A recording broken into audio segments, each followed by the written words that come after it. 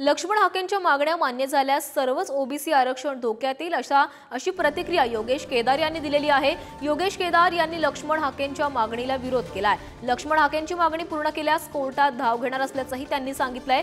काही OBC नेत्यांकडूनच OBC आरक्षणाला नख लावण्याचा प्रयत्न केला जात असल्याचाही आरोप त्यांच्याकडून करण्यात आलाय। त्यांची मागणीच मान्य केली तर मराठा समाज सुद्धा आयोग नेमून संविधानानुसार सामाजिक आणि शैक्षणिक मागास ठरवला गेलेला आहे। जर सरकारने लेखी दिलं तर त्या जीआरला किंवा त्या लेखी पत्राला सगळ्यात पहिल्यांदा योगेश केदार स्वतः चॅलेंज करणार। मग मी सरकारचा प्रवक्ता आहे हे सगळं विसरून गेलं तरी चालेल। वंजारी समाज, धनगर समाज आणि छोटे मोठे जे काय आता नेते म्हणून पुढालेले लोक आहेत, या लोकांना संख्येच्या कितीतरी पटीनं आरक्षण देण्याचं घाट मागच्या काळात घातलेला आहे। त्या सगळ्या गोष्टी ह्या रद्द होतील।